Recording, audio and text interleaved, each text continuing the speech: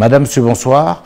Heureux de vous retrouver pour un nouvel épisode de notre rendez-vous « Un homme, une histoire ». J'ai choisi de mettre en lumière un leader très peu connu du reste de l'Afrique. Pourtant, il a eu un rôle incroyable dans la transformation de son pays. Il s'agit de Seretse Khama, le tout premier président du Botswana libre. Il a fait preuve d'une intelligence et d'un patriotisme exceptionnel au moment des négociations pour l'accession de son pays à l'indépendance. Aujourd'hui, je suis ici avec le plaisir de discuter avec vous des propositions parce que je crois qu'elles sont dans l'intérêt spirituel et matériel de mon peuple. J'insiste sur le fait que je pense que l'approbation d'une proposition peut avoir un impact spirituel et matériel sur d'autres personnes également. Je pense que je n'ai pas besoin de m'attarder sur l'état actuel des tensions raciales en Afrique et en Afrique du Sud en particulier, parce que selon moi, le continent et non un pays, même s'il peut l'être, a un rôle supplémentaire à jouer en Afrique du Nord.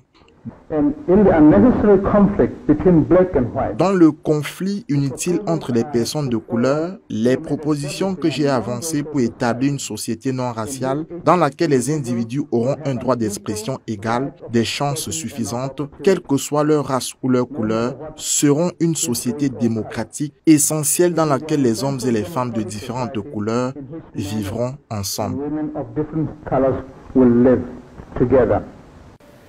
Il a mis sur pied un programme économique révolutionnaire qui a fait en sorte, tenez-vous bien, que le Botswana soit le pays au monde ayant eu le taux de croissance le plus élevé pendant 14 ans, de 1966 à 1980. C'est un record mondial.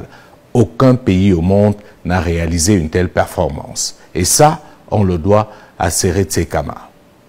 Sur le plan économique, il a justement mis la transformation du diamant au service de son pays. Comme vous le savez aujourd'hui, le Botswana est l'un des plus grands producteurs de diamants au monde. Il occupe la première place actuellement, ayant occupé pendant très longtemps la deuxième place derrière la Russie. Il a fait de la lutte contre la corruption l'un de ses chevaux de bataille.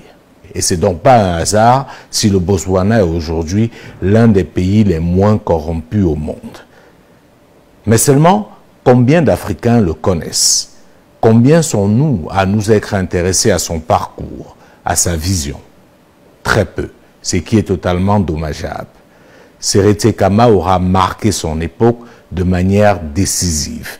Et si il était présenté en rôle modèle, il est évident qu'il émergerait d'autres Seretse Khama dans plusieurs pays en Afrique. Il est décédé seulement à l'âge de 59 ans. Mais sa courte vie sur Terre aura été quelque chose d'exceptionnel pour son pays, le Botswana, mais au-delà pour toute l'Afrique.